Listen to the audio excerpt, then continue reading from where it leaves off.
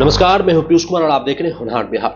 आज आपको सुनाता हूं एक अनसुनी कहानी के बारे में, बिहार के बारे में, बिहार के इतिहास के बारे में। दरभंगा जिले के बारे में कौन नहीं जानता है।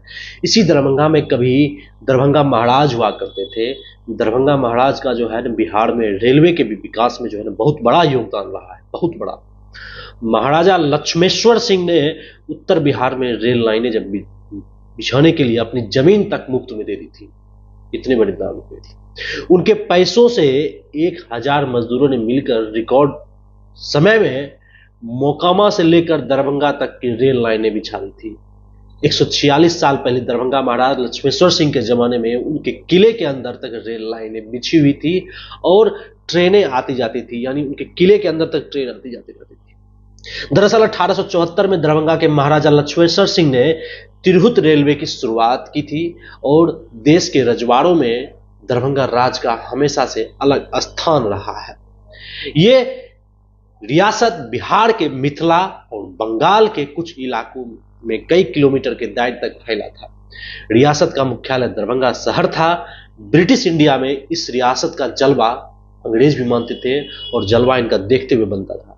इस रियासत के आखिरी महाराज कामेश्वर सिंह थे, जो अपनी शान शौकत के लिए पूरी दुनिया में जाने जाते हैं, यानी पूरी दुनिया में वो विख्यात है। इससे प्रभावित होकर अंग्रेजों ने उन्हें महाराजा धीराज की उपाधि दे दी थी। कामेश्वर सिंह को महाराजा लक्ष्मेश्वर सिंह ने ही उत्तर बिहार में रेल लाइन बिछाने के लिए अपनी कंपनी बनाई और अंग्रेजों के साथ एक समझौता किया। इसके लिए अपनी जमीन तक उन्होंने तत्कालीन रेलवे कंपनी को मुफ्त में दे दी थी और 1000 मजदूरों ने रिकॉर्ड समय में यह काम शुरू कर दिया था। उत्तर बिहार और नेपाल की सीमा तक रेलवे का जाल बिछाने में महाराज का जो था बहुत बड़ा योगदान था, लक्ष्मेश्वर सिंह महाराज का। उनकी कंपनी तिरहुत रेलवे ने 1875 से लेकर 1912 तक बिहार में कई रेल लाइनों की शुरुआत की। इसके अलावा महाराज ने अपने लिए पैलेस ऑफ व्हील नाम से एक ट्रेन चलाई गई, जिसमें राजसी सुविधाएं, जैसे बहुत सारी भौतिकवादी सुविधाएं उसमें मौजूद थी और इस ट्रेनों में चांदी से मढ़ी गई सीटें और पलंग थे। इसमें देश विदेश की कई हस्तियों ने दरभंगा तक का सफर किया था। देश के प्रथम प्रधानमंत्री पंडित जवाहरलाल नेहरू, डॉक्टर राजेंद्र प्रसाद, डॉक्टर सर्वपल्ली राधाकृष्णन, कई रियासतों के राजा महाराजा और अनेक अंग्रेज अधिकारी भी इसमें सफर कर चुके थे, इसका आनंद ले चुके थे। उस वक्त महात्मा गांधी को छोड़कर भारत और विदेशों के हर बड़ी हस्ती ने इस शाही ट्रेन का लुत्फ उठाया, आनंद उठाया।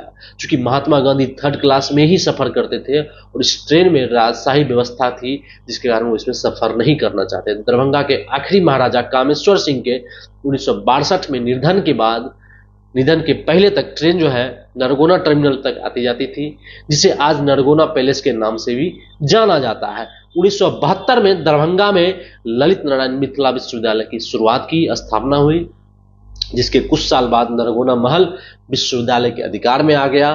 तब से ही इस रेलवे प्लेटफॉर्म के बुरे दिन यानी बुरे दौर शुरू हो गए, बुरे दौर की शुरुआत हो गई। सारी रेल लाइनें उखाड़ दी गई। जो कभी वैभवशाली प्लेटफॉर्म हुआ करता था राजा महाराजाओं का, आज उसका अस्तित्व ही मिटा दिया गया। वक्त के साथ दरभंगा महाराज के योगदान को भी भुला दिया गया, लेकिन पिछले कुछ सालों में रेलवे ने दरभंगा महाराज की यादों में और धरोहरों को संजोने में बड़ी दिलचस्पी दिखाई है और इंजन को लोहट चीनी मिल से लाकर फिर से दरभंगा रेलवे स्टेशन के बाहर लगा दिया गया, यानी सजा दिया गया है। आपको हमारा ये दरभंगा महाराज पर बनाया गया एक छोटा सा वीडियो कैसा लगा? अगर अच्छा लगा तो लाइक कीजिएगा, कमेंट कीजिएगा और हमारे इस वीडियो को शेयर करना बिल्कुल नहीं भूलिएगा और हमारा होनहार बिहार चैनल को फॉलो और यूट्यूब पे सब्सक्राइब करना बिल्कुल नहीं भूलिएगा। बहुत बहुत धन्यवाद।